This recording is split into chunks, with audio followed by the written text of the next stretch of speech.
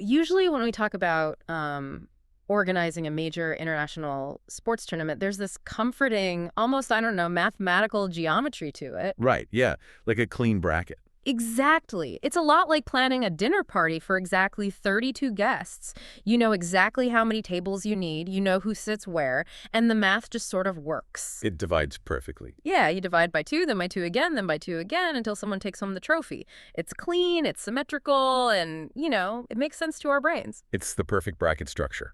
I mean, Yeah. everyone understands the stakes the literal moment the groups are drawn. But then you look at the landscape of the 2026 FIFA World Cup, and suddenly that tidy little dinner party has just exploded. It's this sprawling, multi-city festival where, like, half the guests are sleeping on the roof. It's chaos. Absolute chaos. We are talking about 48 nations, up from the traditional 32, 104 total matches across 16 host cities in the United States, Mexico, and Canada. Which is just a massive leap. It really is. And today, for this deep dive, we're pulling from a huge stack of sources for you. We've got FIFA's newly published rule matrices, some heavy logistical travel reports, and we're taking a deep look into the Brackets fantasy platform. Because you really need a strategy for this one. Right. Our mission here is to figure out how to actually survive the math of this mega tournament. Because from June 11th to July 19th, the sheer unprecedented scale of this thing is going to completely break how casual fans consume the sport. I think the word break is completely appropriate here. I mean, we're moving from a 64-match tournament to 104. Yeah. That is a 50% increase in inventory. That changes the physical demands on the players, sure. Yeah. But it fundamentally alters how you, as a fan, have to track the information. Oh, absolutely. And if you try to track that information online right now, you are going to hit a brick wall. It's nearly impossible on the big sites. Navigating mainstream sports websites to find a simple kickoff time, it feels like walking into a library where the index cards are glued to billboard advertisements. And there's a pop-up in your face. Yeah, and the librarian is just screaming at you to watch an auto-playing video. You're wading through these slow-loading JavaScript trackers, really heavy data layers, and like 3 intrusive ad walls just to figure out who is playing in Seattle. And that digital clutter is masking a much larger structural issue with the tournament itself. Right. Tracking 12 groups of 4 teams requires a fundamentally different mental approach than anything fans have done in the past. Because like you said earlier, the math doesn't neatly resolve anymore. Okay, let's unpack this. The chaotic third-place wildcard system, with 48 teams divided into 12 groups, you don't just take the top 2 and move on. Right, that would only give you 24 teams. Exactly. So how do we actually arrive at a clean knockout bracket from such a messy starting point? So this is the mechanism that is really going to define the early stages of the tournament. To build the new round of 32, FIFA automatically advances the top 2 teams from all 12 groups. Okay, giving us 24. Yep.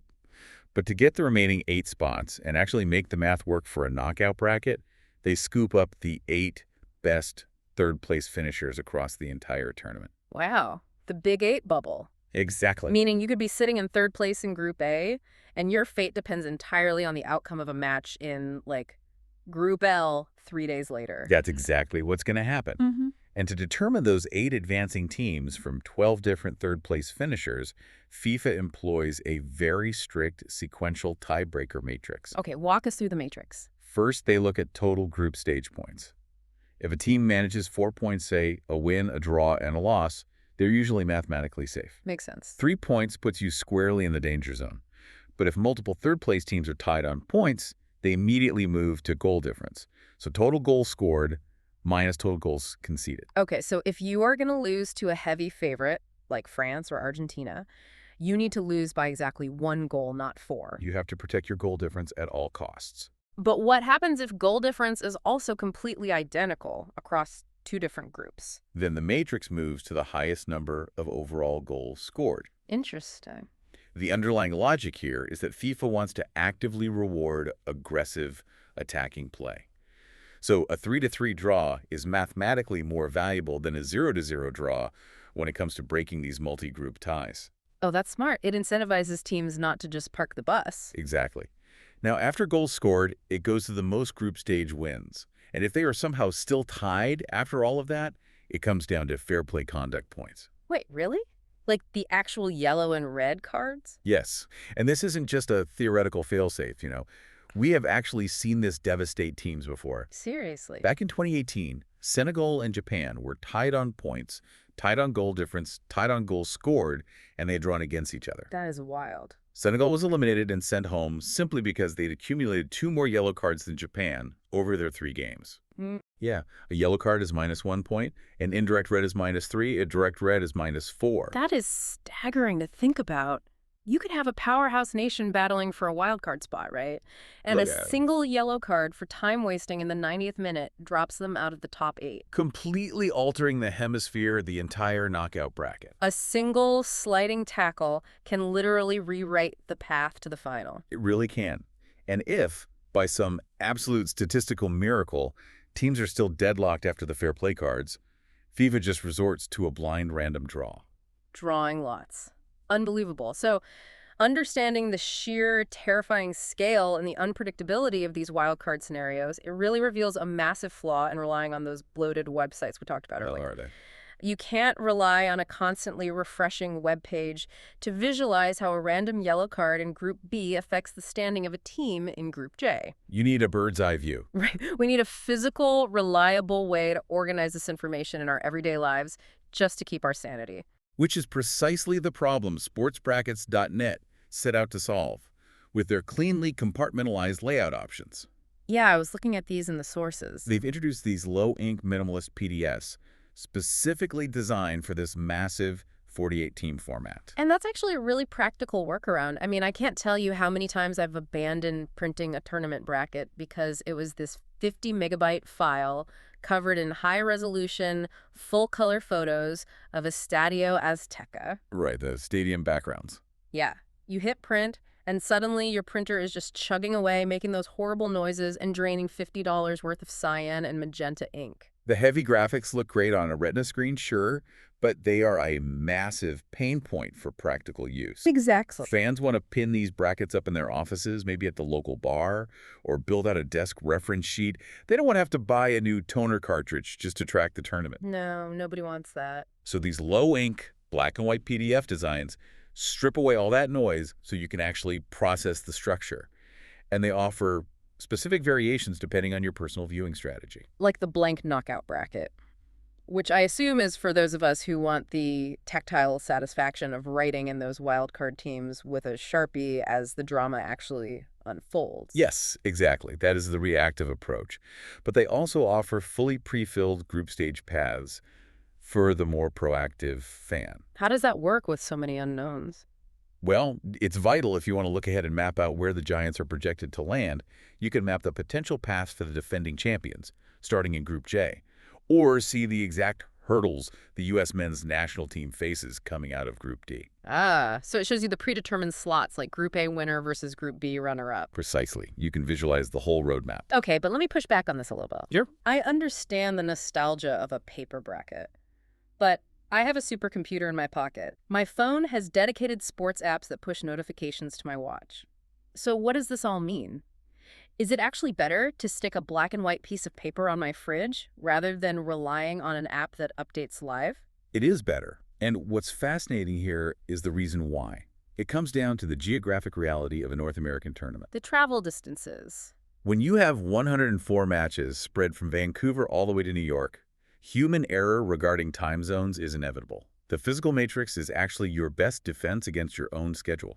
Oh, because of the time shifts. Right. Sportsbrackets.net actually built a watchability index dot system into their printable toolkits to solve this exact problem. I saw this in the source materials. It's color-coded, right? Correct. They color code every single match on the printable PDF based on your specific local time zone. That is so useful. A green dot means the match is highly watchable, so prime time or a weekend afternoon.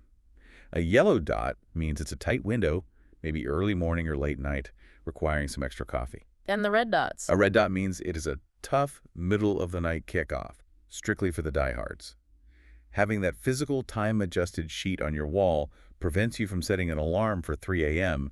for a match that actually happened yesterday just because your phone app didn't refresh its time zone cache when you traveled. The contrasts in this watchability data are absolutely staggering. I was looking at the numbers. Let's say you're listening to this deep dive from the Pacific time zone, right? Like in Los Angeles or Seattle. You're in a great spot. You are in geographic luck. Out of the 104 matches, 87 of them are prime time green dot matches. And there are 0 overnight red matches. It's a dream scenario. But compare that to a fan watching from India Standard Time. The disparity is brutal. If you are in Mumbai, you have 0 green matches. None. And you have 62 matches falling in that brutal midnight to 5 a.m. red zone. It's a true test of fandom. 18 of the 32 knockout matches are in the middle of the night. So having a physical sheet lets you literally look at your fridge and say, okay, Tuesday is a yellow dot day. I need to plan my sleep schedule accordingly. Yeah, you really have to pace yourself. It ensures you don't miss a marquee matchup like England versus Croatia on June 17th simply because you miscalculated the conversion from British summertime to Eastern time in your head. It moves the tournament from the digital ether into your practical, everyday environment.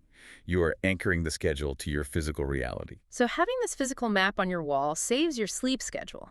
But staring at that massive 48-team grid, it actually reveals a huge inefficiency in how casual fans predict the winners, doesn't it? It absolutely does. And that inefficiency is where smart fans can actually gain a real competitive edge.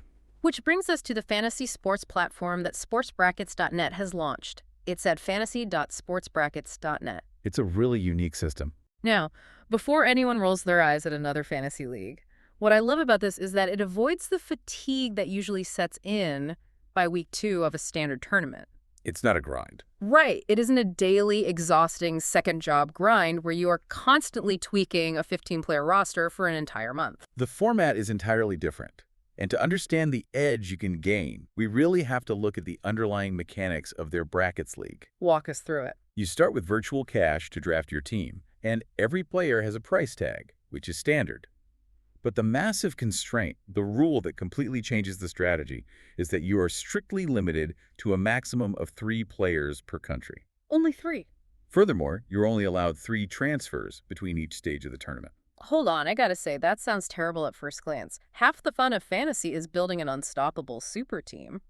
Are you telling me I can't stack my roster with Messi, Alvarez, Mac Allister, and D. Martinez? You cannot. Won't fans hate this constraint? Casual fans might find it restrictive at first, yeah, but strategic players will recognize it as the ultimate puzzle. How so? In a standard format, everyone just buys the exact same 5 superstars, and the league basically becomes a coin toss. Here, players only score points when their teams actually take the pitch.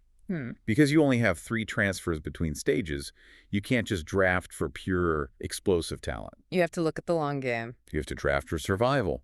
If you load up on players from a team that gets knocked out in the group stage, you are stuck with dead weight on your roster, and your point accumulation just completely stalls. You are drafting longevity. You need players who are actually going to make it to the knockout rounds. Exactly. And the incentives they've built to reward this kind of long-term thinking are fantastic.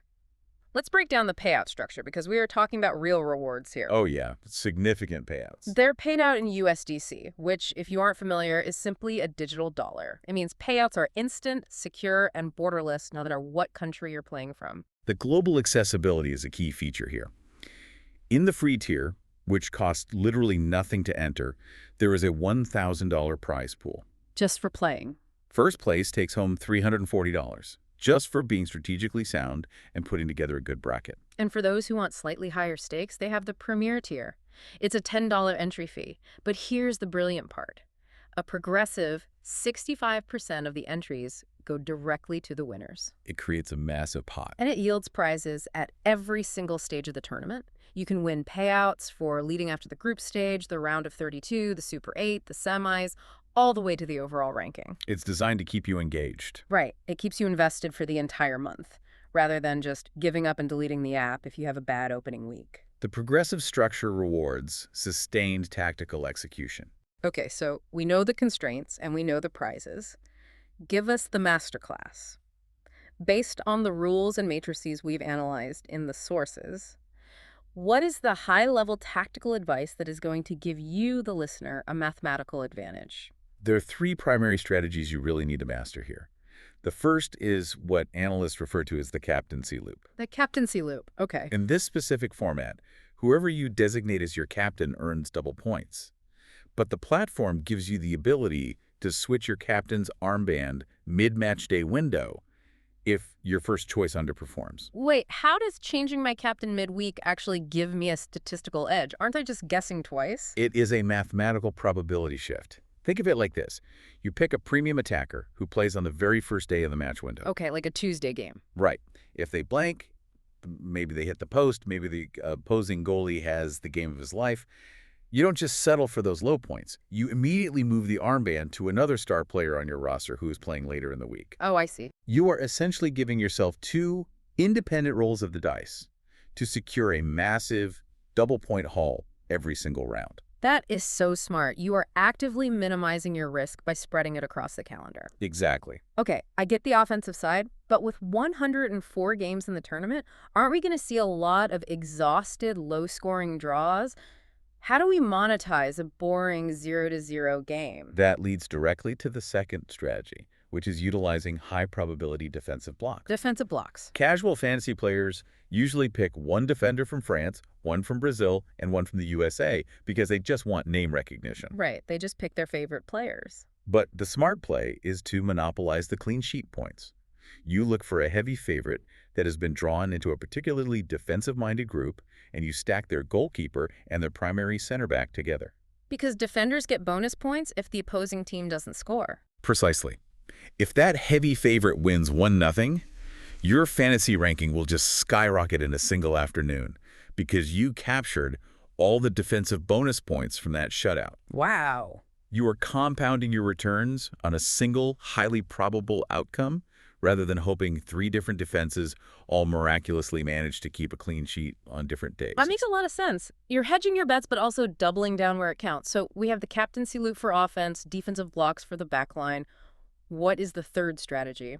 The third requires you to really analyze the host city logistics, which almost every casual fan will completely ignore. The travel stuff. The 2026 tournament spans an entire continent. The physical toll on the human body flying from sea level to high altitude, crossing 3 time zones, is immense. The geography is a literal opponent. It really is. So your strategy should be to fade, meaning actively avoid drafting teams that are making exhausting cross-continental flights between their group matches. Okay. Instead, you want to target players from countries that are clustered in tighter regional pods. For example, the USA plays their group games in Los Angeles and Seattle. That is a relatively easy West Coast swing compared to a team that might be bouncing between Miami, Toronto, and the high altitude of Monterrey, Mexico. Oh, that's brutal travel. Less travel fatigue means sharper legs, more minutes actually on the pitch, and ultimately, more fantasy points for you. That is such a massive tactical advantage. You aren't just analyzing the player's skill, you are literally analyzing their flight itinerary. You have to in a tournament this spread out. And it really highlights the difference between this game and the official FIFA fantasy game. In the official game, heavy hitters like Erling Haaland or Kylian Mbappe cost so much of your rigid budget that just 3 players eat up nearly a third of your cash. It's very top-heavy. Right. It forces you to rely on gimmicky boosters like the 12th man just to field a team. But this brackets format, with its 3 transfer limit, it forces you to play the structure of the tournament itself. The structure is everything. You have to analyze the bracket before you even look at a single player list. Here's where it gets really interesting for me, and I want to test a theory on you based on all this. Let's hear it. If I can only take 3 players per country, shouldn't I just look at the schedule, find the dreaded group of death, and just ignore those teams entirely? Yeah, interesting. Even if France and Senegal are in a brutal group together and have amazing world-class players, they are going to be beating each other up. They might even knock each other out early or rack up those negative fair play card points we talked about earlier. Your instinct is spot on there. And if we connect this to the bigger picture, it highlights the hidden danger of the new 48-team format. Because of the extra game. Yes. By adding the round of 32, teams now have to survive an entire extra high-pressure knockout match just to reach the trophy. The physical toll is going to compound massively. Yeah, that's a lot of minutes. Investing heavily in superstars who are slugging it out in a group of death is incredibly risky. Because even if they survive the group, they will be battered and completely prone to rotation or injury by the round of 16. Right. It isn't a sprint anymore. It is a marathon. So the massive strategic advantage lies in identifying the Cinderella teams. You want to target high-scoring nations emerging from weaker groups, particularly in regions where the travel schedule is lighter. The regional pods. Yes, they have an easier path to the later rounds. They survive longer, which means your fantasy team keeps accumulating points while your opponents are stuck with a roster full of superstars who have already flown home. You are drafting a player's geographical path to the final. You're playing the bracket, not the jersey. All right, let's wrap this up and summarize the ultimate cool kit for you. Sounds good. Step 1. Bypass the cluttered, ad-heavy mainstream media sites that are just going to crash your browser. Step 2. Head to sportsbrackets.net, find the layout that works for you, and print out your customized low-ink time zone bracket. Put it on your wall, learn your watchability colors, and map your sleep schedule so you aren't waking up at 3 a.m. for a match that already happened. Exactly. Step 3. Take the logistical and geographical insights we just gave you and use them to build a resilient, long-term roster in the Brackets Fantasy League. It is a comprehensive system designed to ensure you aren't just passively watching this unprecedented tournament, but actually mastering the mechanics of it. So here is your call to action. Grab those physical prints right now and lock in your free fantasy lineups at fantasy.sportsbrackets.net before the opening whistle blows on June 11th. Get in early. Get your team built, get your transfers planned, and get ahead of the curve. And make sure you tune in for our next deep dive, where we are going to be diving into the group of death analytics matrix. It's going to be a good one. We will be mathematically breaking down the toughest, most brutal matchups of the group stages to see who actually survives. It is going to be a fascinating breakdown of the friction points in the early rounds. But before we go, I want to leave you with a final thought to ponder as you fill out those wall charts. Let's hear it. With the massive expansion to 48 teams and the introduction of advancing the 8 best third-place qualifiers through that complex tiebreaker matrix, does this new format water down the intensity of the group stages by making it too forgiving for the Giants? Or by adding that extra round of 32, does it perfectly set the stage for the greatest, most unpredictable underdog runs in World Cup history? That is the big question. The pieces of the puzzle have completely changed shape. The math is messy, the travel is brutal, and that clean dinner party is officially over. We can't wait to see how the chaos plays out on the pitch. We will see you next time.